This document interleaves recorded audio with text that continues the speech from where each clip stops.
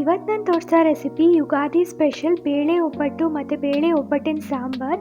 So ಈ ಯುಗಾದಿಗೆ ಎಲ್ಲರೂ try ಮಾಡಿ. ಹಾಯ್ ಎಲ್ರಿಗೂ ನಮಸ್ಕಾರ, welcome to my YouTube channel. So ಬನ್ನಿ ನೋಡೋಣ ಹೇಗೆ ಮಾಡೋದು ಅಂತ.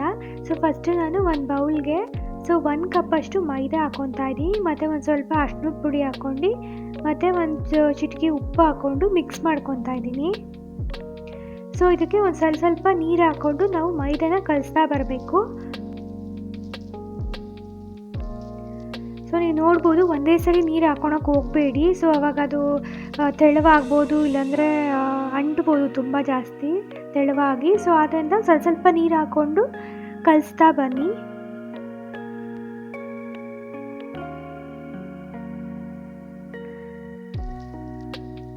ಸೊ ಈ ರೀತಿ ಪಾತ್ರೆಗೆ ಅಂಟಿರೋ ತಳದಲ್ಲಿರೋ ಹಸಿಟ್ಟನ್ನೆಲ್ಲನೂ ನಾವು ನೀಟಾಗಿ ಮಿಕ್ಸ್ ಮಾಡ್ಕೊಬೇಕು. ಇವಾಗ ಒಂದು ಮುಕ್ಕಾಲು ಭಾಗದಷ್ಟು ಆದಮೇಲೆ ಇವಾಗ ನಾವು ಎಣ್ಣೆ ಹಾಕ್ಕೊಬೇಕು. ಸೊ ಎಣ್ಣೆ ಹಾಕ್ಕೊಂಡ್ಮೇಲೆ ಇವಾಗ ಅಂಟದ್ದು ಕಡಿಮೆ ಆಗುತ್ತೆ. ಸೊ ನಾವು ಅಂಟತ್ತೆ ಅಂದ್ಬಿಟ್ಟು ನಾವು ತುಂಬ ಗಟ್ಟಿ ಕಲಿಸ್ಬಾರ್ದು, ಮೈದಾ ಹಿಟ್ಟನ್ನ ಸಾಫ್ಟಾಗಿ ಕಲಿಸ್ಬೇಕು. ಸೊ ಅದರಿಂದ ಅದು ನಾವು ಎಣ್ಣೆ ಹಾಕಿದ್ಮೇಲೆ ಅದು ಎಲ್ಲ ಕೈಗೆ ಅಂಟ್ಕೊಂಡಿರೋದೆಲ್ಲ ಸ್ವಲ್ಪ ಕಡಿಮೆ ಆಗ್ತಾ ಬರುತ್ತೆ. ಸೊ ಈಗ ಸ್ಟಾರ್ಟಿಂಗಲ್ಲಿ ಒಂದು ಸ್ವಲ್ಪ ಎಣ್ಣೆ ಹಾಕ್ಕೊಂಡು ನೋಡಿ ಈ ಥರ ಅಂಟದಂಗೆ ಸ್ವಲ್ಪ ಕೈಗೆಲ್ಲ ಅಂಟತಾ ಇರೋ ಥರ ಕಲಿಸ್ಕೊಳ್ಳಿ. ಸೊ ಈ ಥರ ಚೆನ್ನಾಗಿ ಸ್ವಲ್ಪ ಮಿದ್ದ ಆದಮೇಲೆ ಇನ್ನೊಂದು ಸ್ವಲ್ಪ ಎಣ್ಣೆ ಹಾಕ್ಕೊಳ್ಳಿ. ಈ ಥರ ಸುತ್ತಲೂ ಎಣ್ಣೆ ಹೋಗೋ ಥರ ಮಾಡ್ತಾಯಿದ್ದೀನಿ.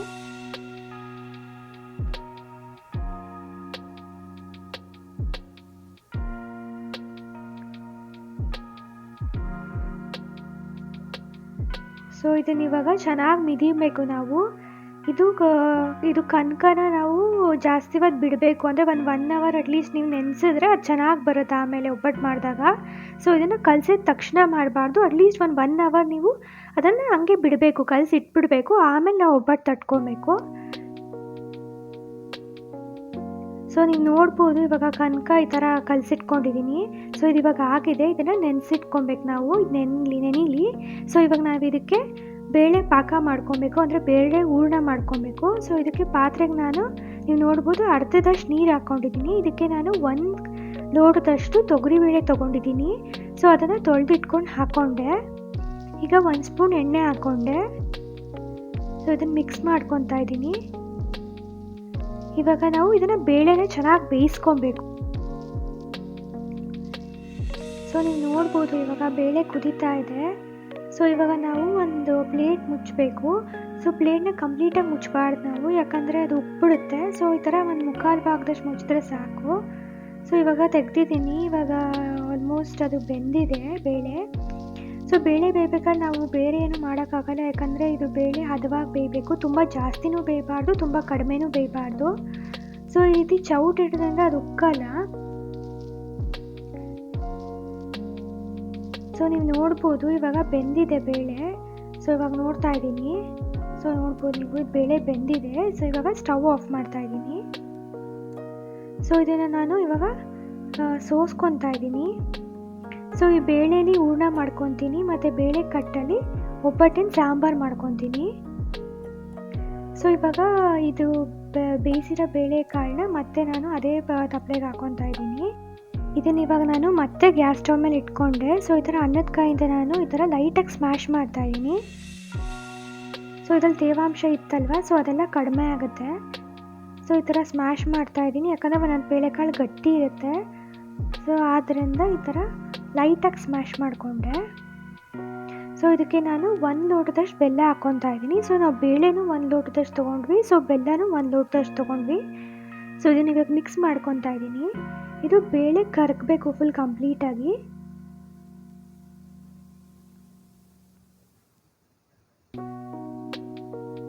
ಸೊ ಇದು ಬೇಳೆ ಕರೆದ ಮೇಲೂ ಸ್ವಲ್ಪ ನೀರು ಥರ ಆಗುತ್ತೆ.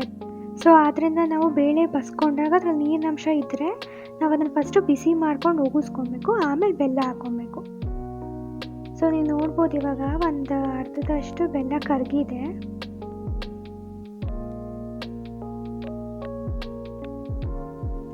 ಸೊ ಇವಾಗ ಬೆಲ್ಲ ಫುಲ್ ಕಂಪ್ಲೀಟಾಗಿ ಎಲ್ಲ ಕರಗಿದೆ. ನೀವು ನೋಡ್ಬೋದು ಕಲರ್ ಚೇಂಜ್ ಆಗಿದೆ.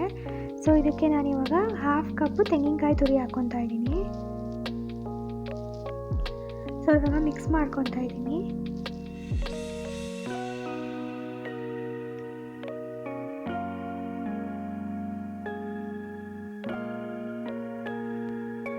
ಸೊ ಇದು ಬೇಯಬೇಕು, ನೀವು ನೋಡ್ಬೋದು ಇದು ಸ್ವಲ್ಪ ತೆಳ್ಳಗೆ ಕಾಣ್ತಾ ಇದೆ ಕನ್ಸಿಸ್ಟೆನ್ಸಿ.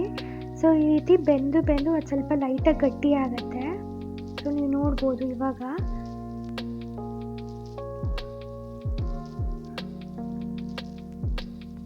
ಸೊ ಈ ರೀತಿ ಮಿಕ್ಸ್ ಮಾಡ್ತಾ ಇರಬೇಕು, ತಳ ಅಂಟಕ್ಕೆ ಬಿಡಬಾರ್ದು ನಾವು. ಸೊ ಇವಾಗ ನೀವು ನೋಡ್ಬೋದು ಹೂರ್ಣ ಗಟ್ಟಿಯಾಗಿದೆ. ಸೊ ಇವಾಗ ಆಗಿದೆ. ಸೊ ಕೊನೆಯದಾಗಿ ನಾವು ಹೂರ್ಣಕ್ಕೆ ಗಸಗಸೆ ಮತ್ತು ಏಲಕ್ಕಿ ಹಾಕೊಬೇಕು. ಸೊ ಗಸಗಸೆನ ಹುರ್ಕೊತಾ ಇದ್ದೀನಿ. ಸೊ ಇದು ಲೈಟಾಗಿ ಕೆಂಪಗೆ ಹಾಕಬೇಕು ಗಸಗಸೆ. ಸೊ ಅವಾಗ ಆಗಿದೆ ಅಂತ ಅರ್ಥ, ಇಲ್ಲ ಚಟ ಅಂತಿರುತ್ತೆ. ಸೊ ಅವಾಗ ಆಗಿರುತ್ತೆ. ಸೊ ಮಿಕ್ಸಿ ಜಾರ್ಗೆ ನಾನು ಏಲಕ್ಕಿ ಹಾಕ್ಕೊಂಡಿದ್ದೀನಿ ಮತ್ತು ಗಸಗಸೆ ಹಾಕ್ಕೊತಾ ಇದ್ದೀನಿ. ಇದನ್ನು ರುಬ್ಬಿಟ್ಕೊತೀನಿ.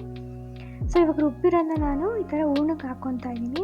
ಸೊ ಈ ಗಸಗಸೆ ಮತ್ತು ಏಲಕ್ಕಿ ಪೌಡ್ರ್ ಹಾಕೋದ್ರಿಂದ ತುಂಬ ಚೆನ್ನಾಗಿ ಫ್ಲೇವರ್ ಬರುತ್ತೆ.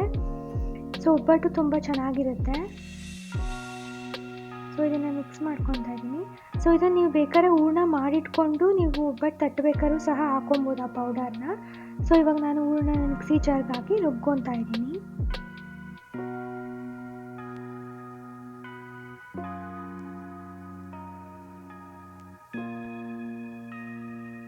ಸೊ ನೀವು ನೋಡ್ಬೋದು ಇವಾಗ ಹೂರ್ಣ ಆಗಿದೆ, ನೋಡ್ಬೋದು ಮೆತ್ತವಾಗಿದೆ.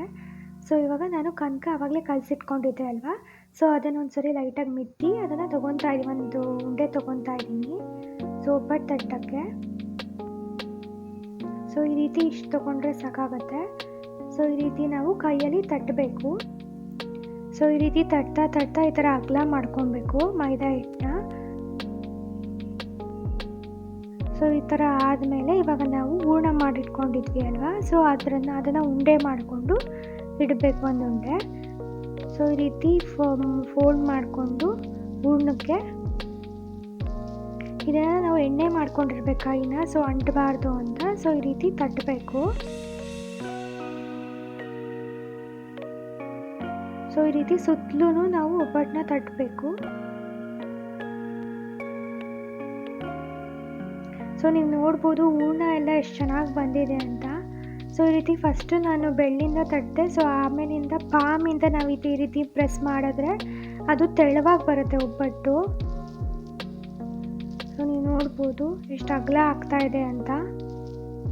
ಸೊ ಸುತ್ತಲೂ ಎಲ್ಲ ಒಂದೇ ಥರ ಇರಬೇಕು, ಒಂದು ಕಡೆ ದಪ್ಪ ಒಂದು ಕಡೆ ಸಣ್ಣ ಆಗಬಾರ್ದು ಅಂತ ಈ ಥರ ಸುತ್ತಲೂ ತಟ್ಟಿದ್ದೀನಿ. ಸೊ ಇದು ಇವಾಗ ಆಗಿದೆ. ಇವಾಗ ನಾನು ಕಾದಿರೋ ತವಾಗೆ ಈ ರೀತಿ ತಟ್ಕೊಂಡಿರೋ ಒಬ್ಬಟ್ಟನ್ನ ಹಾಕ್ಕೊತಾ ಇದ್ದೀನಿ. ಸೊ ಇದಕ್ಕೆ ನಾನು ಒಂದು ಸ್ವಲ್ಪ ಎಣ್ಣೆ ಹಾಕ್ಕೊಂಡು ಎರಡು ಕಡೆನೂ ಕೆಂಪಾಳ ಚೆನ್ನಾಗಿ ಬೇಯಿಸ್ಕೊಬೇಕು. ಆವಾಗ ಒಬ್ಬಟ್ಟು ರೆಡಿ ಆಗುತ್ತೆ.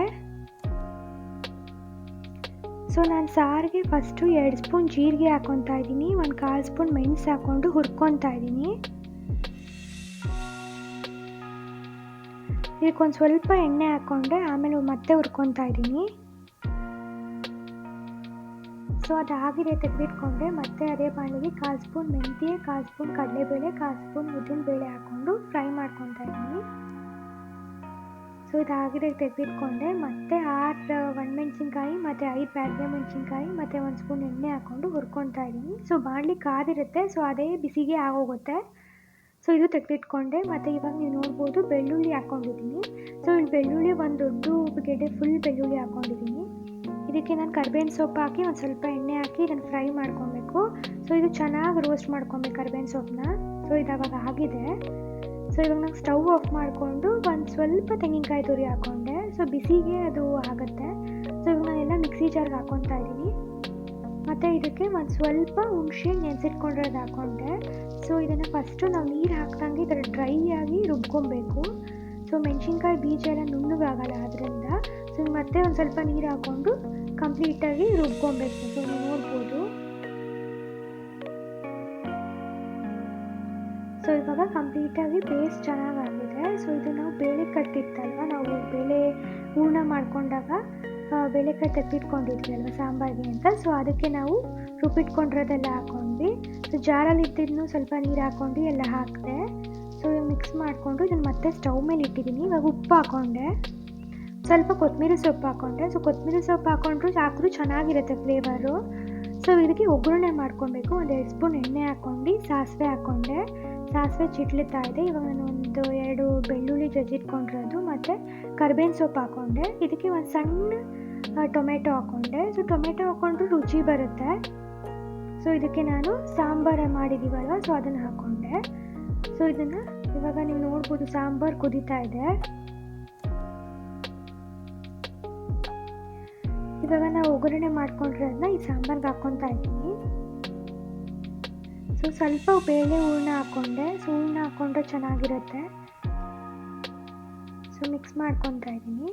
ಸೊ ಇದನ್ನೊಂದು ಸ್ವಲ್ಪ ಹೊತ್ತು ಕುದಿಸಿ ಆವಾಗ ಸಾಂಬಾರು ರೆಡಿ ಆಗುತ್ತೆ. ಸೊ ನೀವು ನೋಡ್ಬೋದು, ಇವಾಗ ಕುದೀತಾ ಇದೆ ಲೈಟಾಗಿ. ಸೊ ಒಬ್ಬಟ್ಟಿನ ಸಾಂಬಾರು ರೆಡಿ ಆಗಿದೆ. ತುಂಬ ರುಚಿಯಾಗಿರುತ್ತೆ. ಸೊ ಎಲ್ಲರೂ ಟ್ರೈ ಮಾಡಿ ಈ ಯುಗಾದಿಗೆ. ಸೊ ವಿಡಿಯೋನ ಕಂಪ್ಲೀಟಾಗಿ ನೋಡಿ ಒಬ್ಬಟ್ಟು ಮಾಡೋದು ಹೇಗೆ ಅಂತ ಸ್ಟೆಪ್ ಬೈ ಸ್ಟೆಪ್ ಸಹ ಹೇಳ್ಕೊಟ್ಟಿದ್ದೀನಿ. ಸೊ ಒಬ್ಬಟ್ಟು ಮಾಡೋಕ್ಕೆ ಬರದೇ ಇರೋರು ಸಹ ಈಸಿಯಾಗಿ ಮಾಡ್ಕೊಬೋದು. ಸೊ ಎಲ್ಲರೂ ಟ್ರೈ ಮಾಡಿ ಹೇಗಿತ್ತು ಅಂತ ಹೇಳಿ. ವಿಡಿಯೋ ಇಷ್ಟ ಆಗಿದ್ರೆ ಲೈಕ್ ಮಾಡಿ, ಶೇರ್ ಮಾಡಿ, ಸಬ್ಸ್ಕ್ರೈಬ್ ಮಾಡಿ. Thanks for watching.